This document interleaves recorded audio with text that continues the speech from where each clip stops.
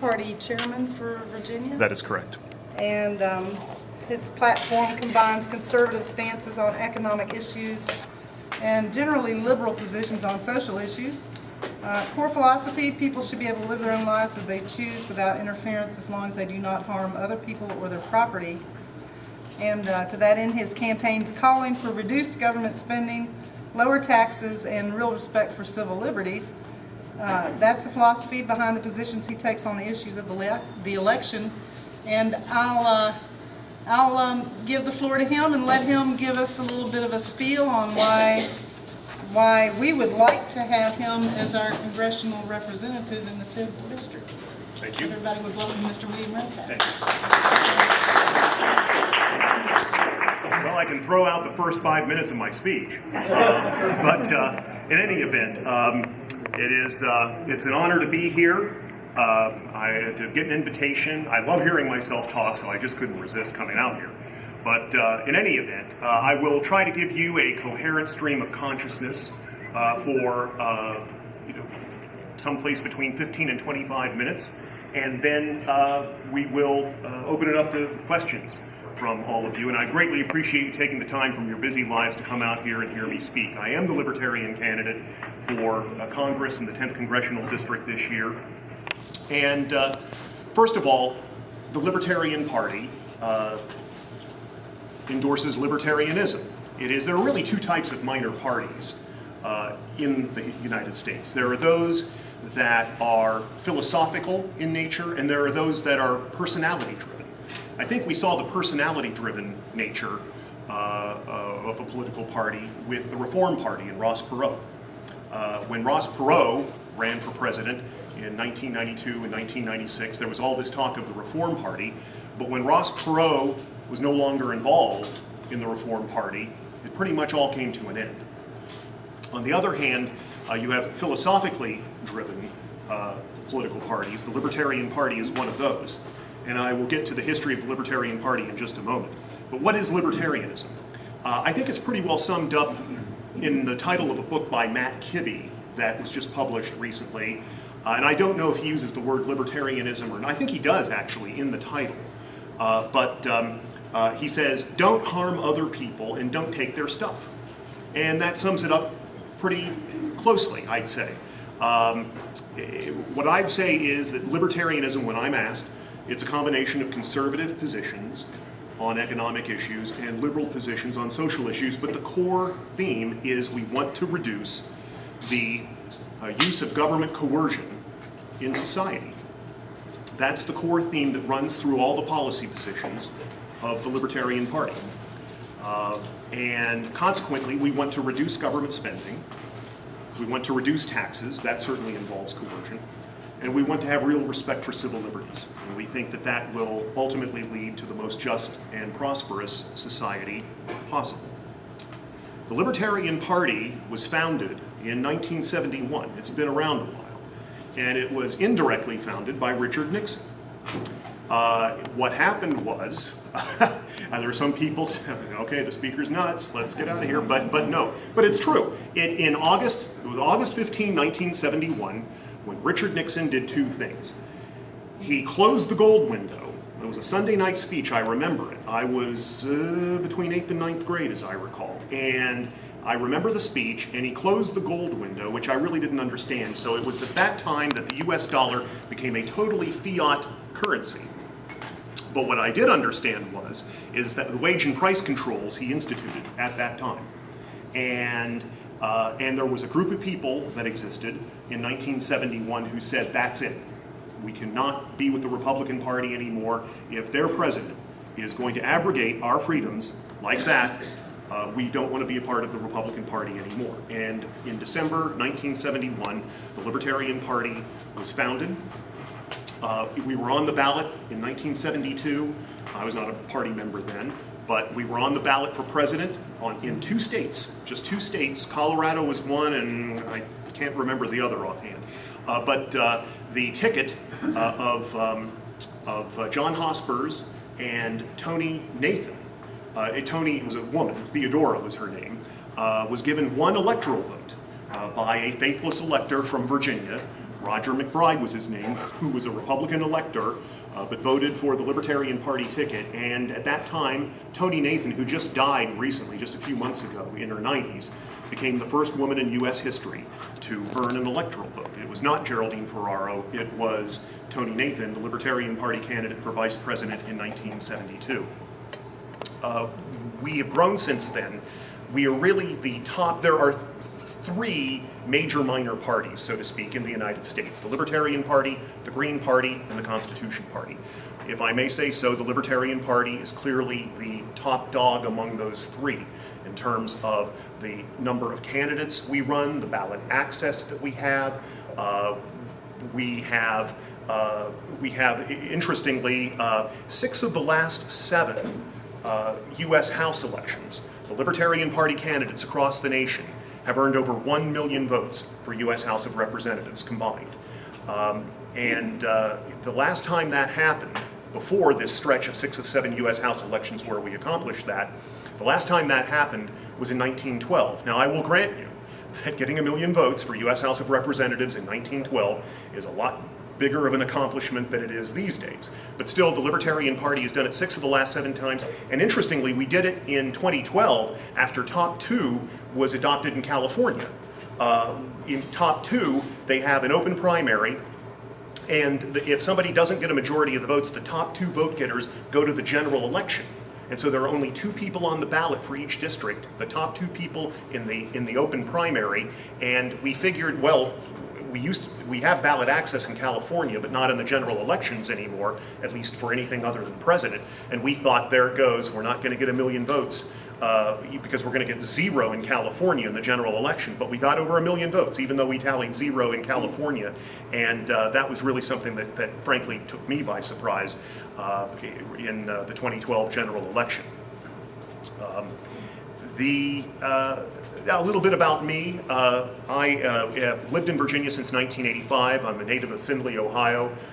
Was born and raised there, but came to Virginia in 1985 for work. I do business valuation work in media and telecommunications. I'm a licensed certified public accountant in Virginia. I'm also a chartered financial analyst, and I have business valuation designations from the AICPA and the American Society of Appraisers.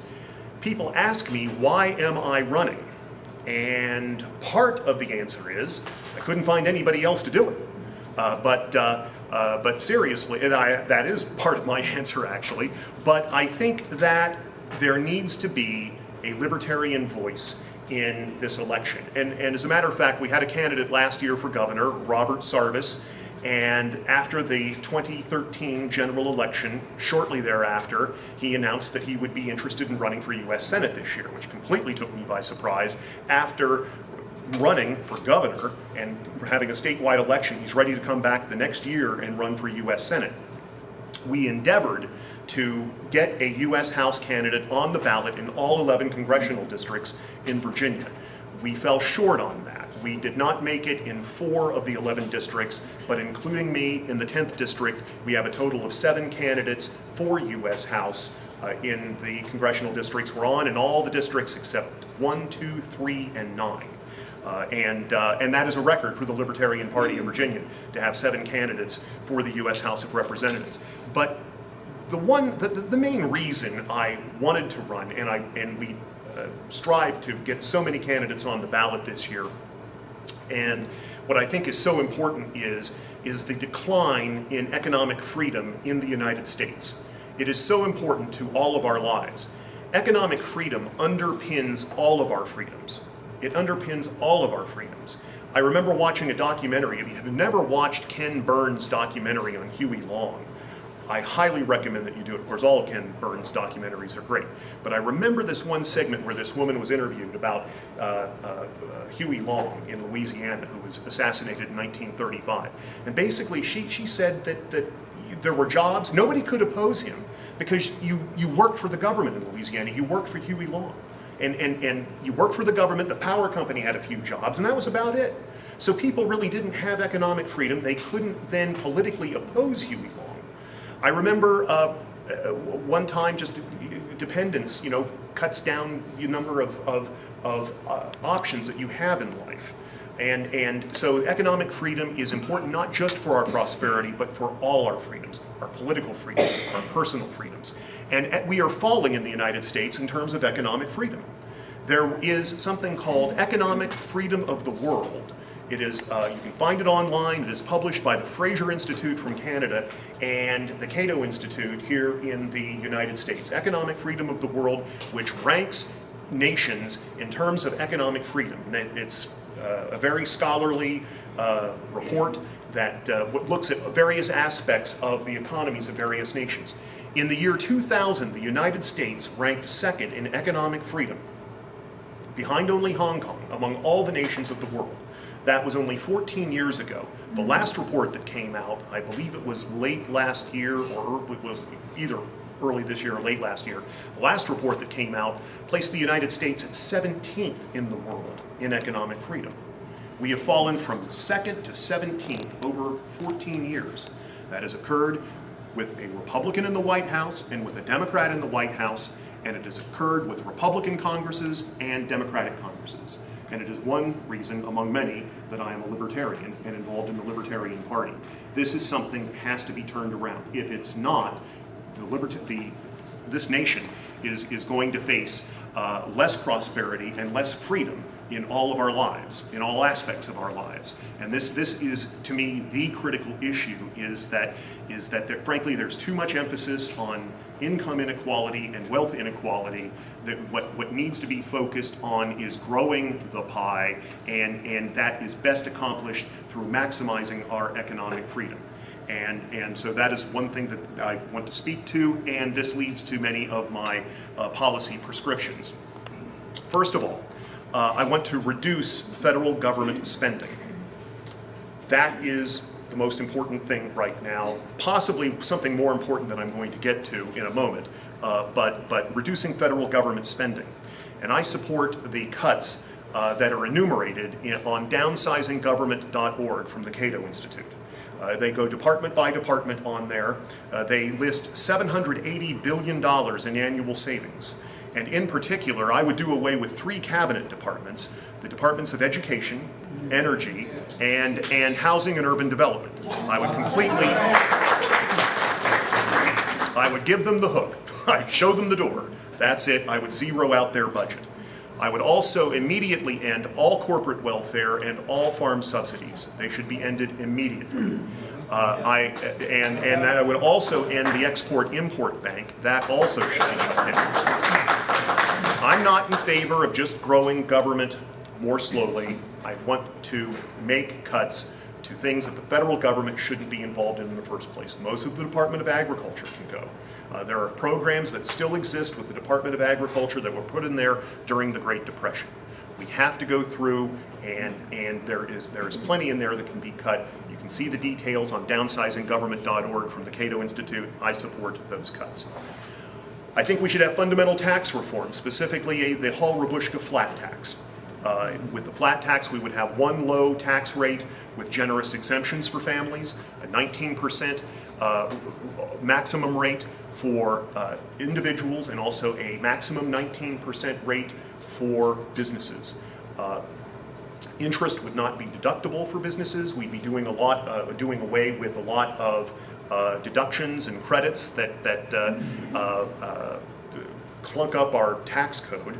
It amazes me sometimes when the President of the United States will be speaking in the State of the Union address, and he'll talk about, well, we've got to have tax simplification, and then he goes ahead and talks about all the various credits that he wants to insert into the tax code to get people to do certain things that he or the government want them to do, and does he not understand the conflict there between wanting to simplify the tax code and introducing all these various provisions to the tax code that he then proposes later in his speech.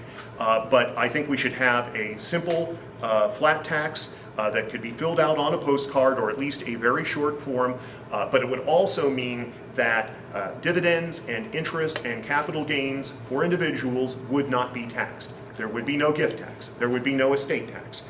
As Steve Forbes once put it on a television program where he was talking about the flat tax, one time through the system and it's yours. That's it. One time through the system. We're not going to have double taxation of corporate profits or anything like that. And by the way, to digress for a moment, this whole tax inversion thing now that people are talking about, this is happening because of a 40% corporate income tax rate in the United States when the average among nations in the world is in the ballpark of 23%. If it were down, if we had a lower corporate income tax rate, these tax inversions wouldn't be happening in the first place, where instead of a U.S. corporation having a foreign subsidiary, it becomes a foreign corporation with a U.S. subsidiary. This is a direct function of our dysfunctional tax code, particularly the corporate income tax. With respect to health care, it is highly regrettable that the Affordable Care Act ever passed. It needs to be repealed and replaced, and it needs to be replaced with we need to get away from this whole program where we get health insurance from our employers. Right? We don't get our auto insurance from our employers. We don't get we don't get our homeowners insurance through our employers. Why are we getting our health insurance through our employers? Well, it stems going back to World War II when there were wage freezes and businesses began competing with each other on fringe benefits and introduced health insurance, and that's how it all got into the system. And it's just sort of rolled on from there to this point right now. But I would say that we ought to end this system completely and instead have a refundable tax credit of, let's say, $8,000 for a family of 4 that must be used to purchase health insurance. That is the only way people would qualify for the refundable tax credit. I think we need to deregulate. We need to be able to purchase health insurance across state lines. We need to regulate the healthcare system. We need to allow LPNs, licensed practitioner nurses, is that right? Pardon, what is it? Practical, thank you. All right, thank you, Noreen, for bailing me out. LPNs to do more. They ought to do more. I just read in a book called Priceless, which has to do with the healthcare system, written by John Goodman, and he talked about in Texas, where in that state it is highly regulated, the medical system, and how in the poorest sections, doctors are required to supervise LPNs and others much more closely in Texas than they are in other states. And that means that the poor in some of the distant counties in Texas that don't have a lot of physicians locally are being hurt because they don't have access to legal medical care. If they deregulated it more, LPNs could do more. And we ought to move toward a system where people have more options. Why aren't there doctors at Walmart? Why can't people do telephone consultations with doctors? We need more of that. Email consultations. There are plenty of ways to reduce the cost of healthcare on the supply side, to give entrepreneurs in the medical industry the chance to innovate and to provide services for people in new ways that are not allowed under Obamacare. And one other thing about Obamacare are the dysfunctional incentives that are introduced into the system. Because you can't price things based upon people's health status, well, the insurance plans want to attract the young and healthy, and they want to push away the old and the sick, because they can't discriminate on pricing, as could be the case in a free market and should be the case in a free market. There are all sorts of perverse incentives in this whole top-down mentality that Washington is going to prescribe your health insurance is absolutely the wrong way to go. It's an impingement not just on our personal freedoms, but our economic freedoms. It's one of the things I've talked about. Social Security. Social Security, and this is possibly the thing that is bigger than cutting government spending, is we need to forthrightly address the entitlement situation in this nation. Because there is a report that came out, I think a lot of the Cato Institute, and there was a paper that came out a few months ago called The Government Debt Iceberg. And that is exactly the way to put it, because it's not the reported debt that is so bad. It's the unfunded liabilities that lie underneath the water that are out there in the future. And there are people who estimate that the present value of the unfunded liabilities in this nation are anywhere from 6 times to 13 times the annual gross domestic product of the United States. Now think about that. There is one economist, Larry Kotlikoff from Boston University, a respected economist, who has done an analysis, and he says that the present value of the present value of all the future revenues going indefinitely into the future of the federal government minus the present value of the expenditures of the federal government going into the future is 13 times the annual gross domestic product of the United States. And if you look at the Congressional Budget Office report that just came out a few days ago, and you look at the projected line on the graph that shows time going out, and then the accumulated debt as a percentage of gross domestic product, it doesn't go up much until 2018 or 2019, but then it begins creeping up, and then it goes faster and faster as time goes into the future. It is inevitable. It is inevitable that we're going to have a fiscal crisis. We're going to have a debt crisis. Without a change in our policies, the only question is when. Will it be probably, I don't think it'll be in the teens, maybe the 2020s. If we make it to 2040 without some sort of debt crisis in this nation on the way we're going right now, frankly, I'd be very surprised. But with Social Security, I support the Cato Institute's 6.2% plan that allows, first of all, grandfathers in everybody over the age of 55 into the Social Security system, but allows people under that age to put their portion of Social Security tax in private investment accounts. The employer portion would go into the system that would continue to make Social Security payments to those people in the system. The thing that's good about this is higher returns for younger people. Social Security is a terrible plan for younger people, but also the big thing that advocates of Social Security don't like to talk about is you have no property rights. Nobody has property rights in their future Social Security payments. That has been decided by the Supreme Court in the case Nestor v. Fleming, and if Congress changes your Social Security benefits in the future, you just have to lump it. And that's the bottom line. That wouldn't be the case in a private investment account such as they have in Chile. It's been a great program in Chile that has allowed workers to accumulate savings, retire with wealth that they own, that they have property rights in. If they have it in Chile, the land of the free should have it as well. With respect to Medicare, the first thing that I can't believe is that seniors cannot opt out of Medicare unless they waive their Social Security benefits. This is crazy. I mean, if people want to opt out of Medicare, they should not have to waive their Social Security benefits. That would be a big savings, just to change that law right then and there. The prescription drug program that was passed in 2003 was unaffordable in my view, and I'm afraid that should be repealed. But at the end of the day, I think we need to move to some sort of voucher system that allows people to get people, the important thing is to give people the incentive, to give individuals the incentive to economize and spend Medicare dollars as if they were their own through some sort of health savings account or something like that. We need to create incentives for people to economize on healthcare, look for good deals on healthcare, and think about the trade-offs of expending more money versus the good that they are going to get from a medical service. And that is something that we need to move forward with. With respect to Medicaid, I think Medicaid should be handled by the states. And I think it ought to be block granted. We've got a system now where, Governor McAuliffe talks about, well, we expand Medicaid, we'll get the money from Washington, as if, money grows on trees there. And well, the federal government's going to pay 100% and then they'll pay 95%, ... It's that mentality that has driven our deficits in debt to such astronomical levels that we're experiencing now. I'm not aware that Superman or Superwoman pills are available for federal government employees.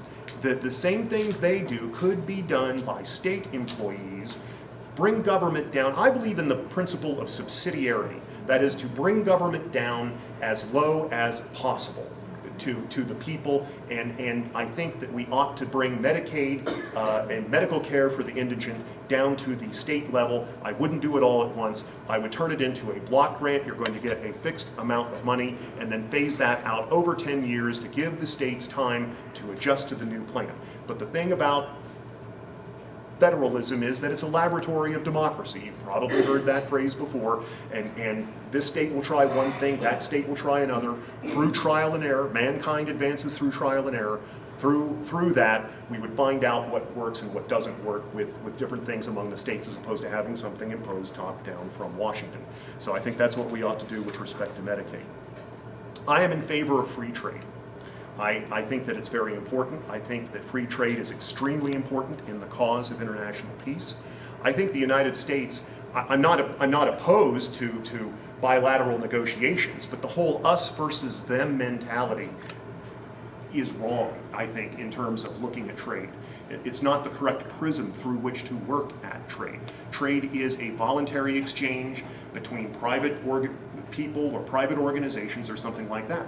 And I think that the United States should unilaterally drop tariffs and trade restrictions to indicate to the world that we respect the people around the world, that we are interested in their products. It would be good for the consumers of this nation because it would make products cheaper for the consumers of this nation.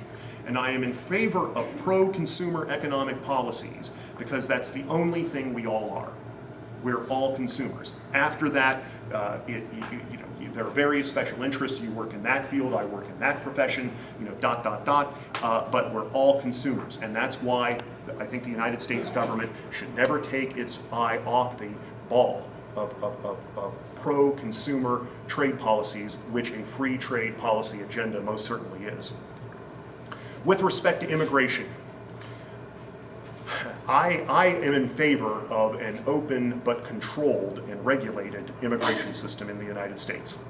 I think that if someone does not have a criminal background, if they do not have a serious communicable disease, if they are not a reasonable security threat to the United States, I think they should be able to come to the United States. What is really important is to allow them to work legally in the United States, but I also think there should be a path to citizenship for people who qualify, and I don't think there should be numerical quotas. I believe those should be the criteria. If they meet those three criteria and can pass those three criteria, I think they ought to be able to come to the United States. I don't think they should be allowed to have any federal welfare. And it is up to the states to decide how they're, and I think it is perfectly appropriate for the states to also say, if you come here, you've got to be self-supporting. You cannot, we were not going to provide you with welfare here. With respect to government surveillance, I think I think the main thing that I think about regarding government surveillance is that it shows how important it is that we live in a libertarian world. The government has all these capabilities. The more that they have on us or could possibly have on us, we've really experienced an over-criminalization of the law in the United States. And I think that the government has these powers just shows how important it is that we live in a libertarian world, frankly. But any government surveillance program needs to have, in my opinion, transparency. It needs to have legal authority that is absolutely sacrosanct. It needs to target real threats to society, and it needs to track its effectiveness. And I think this metadata program I don't see how they can keep up with all the data. How can they possibly keep up with all of the data that they're collecting and process it and then try to react to security threats to the United States? I think that it has been a program that is too ambitious, is out of control, is possibly going to affect our freedoms. And it's something that certainly needs to be trimmed back. But there are threats out there, and we need to be cognizant of that, but I think there has to be better focus from the federal government. As a libertarian, I think we ought to repeal all consensual crime laws. I absolutely, I believe when I ran for governor in 2001, I was a libertarian candidate for governor. Mark Earley was the Republican candidate. Mark Warner was the Democratic candidate for governor. And the theme of my campaign was anything that's peaceful, meaning that it's not a passive slogan. It means that anything that is peaceful should be legal. And back in 2001, I decided that would be the theme of my campaign, anything that's peaceful. It was a book. Actually, it was the title of a book that was written back in the 1950s by a libertarian by the name of Leonard Read. Ironically, the cover of the then current edition in early 2001 of the book, Anything That's Peaceful, had a drawing of the Statue of Liberty and the World Trade Center on it. And, but it just, I still think that that is something that is very important, that anything that's peaceful should be legal. And I think that the government should end its federal war on drugs. I think that we should no longer ban online gambling. I think that simply voluntary actions by people that are vices and not crimes should not be prosecuted, and certainly not prosecuted by the federal government. I also want to speak to the issue of an election system. There are charges that are made of third-party candidates and independent candidates that we are spoilers, quote unquote. Oh, you're running, you're going to spoil, you're going to take there, you're going to split the vote, ... I'm not running to be a spoiler against any candidate in this election. I'm running, as I said, because I want libertarian issues to be discussed. I want there to be a libertarian voice. There is a simple solution to this, however. It's called instant runoff voting. This instant runoff voting is where, instead of having one vote to cast for one particular candidate, you rank your candidates. This is my first choice, my second choice, my third choice, as many or as few choices as you like. If somebody gets a majority of first choice votes, they win the election. There's a majority of first choice votes. If somebody doesn't get a majority of first choice votes, they begin eliminating candidates from the bottom up, transferring each voter's vote to their next choice candidate until one candidate has a majority of non-exhausted votes. This is used in about a dozen US cities currently. They use it to elect the mayor of London. They use it to elect the president of Ireland. They use it on military ballots, overseas ballots that are sent to our own military personnel in certain southern US states that have runoffs. Because if somebody needs a majority, I don't know if it's used in Georgia, but I know it's used in Alabama, I know it's used in South Carolina, in situations where they want overseas voters who can legally vote in that election to be able to cast one vote because they couldn't get a second ballot to them for the runoff. So they use instant runoff voting on those ballots, and a lot of our military personnel use them. There was a bill, by the way, to adopt instant runoff voting in the Virginia General Assembly several years ago. It was withdrawn. It didn't go anywhere. And by the way, the Democratic Party just used instant runoff voting in the 48th House of Delegates district in Arlington. Just recently, they had 7 candidates who were seeking the nomination for the 48th District House of Delegates seat, and I don't know how it came out, but they used instant runoff voting among the 7 candidates to select the winner. I would also call upon Congress to repeal the 1966 law mandating single-member districts. It was not always that candidates were from single-member districts for the U.S. Congress. There is a long history in the United States of multi-member districts. Alabama had them. I really can't tell you all the states that had them, where each district would elect several members to Congress. That was the case until 1966, when the Congress passed a law mandating single-member districts for the U.S. House. And I think that multi-member districts would allow people to have greater choices. And I think that law should be repealed. It should be up to the states to decide whether they should have, how they should elect their members to the U.S. House of Representatives. One other thing about single-member districts, I got to tell you, that I think it's the biggest thing about elections here in Virginia, and that is, does anybody know offhand, it really creates some uncompetitive election situations. Does anyone know in 2013, how out of the 100, we had 100 single-member district elections for the Virginia House of Delegates. Does anyone in here know how many of those 100 districts had only one candidate on the ballot? I'm not talking one challenger, I'm talking one candidate. Does anybody know? Pardon? No. 45. 45 of the 100 districts for House of Delegates in 2013 had only one candidate on the ballot. If you think that's bad, 2011, 63.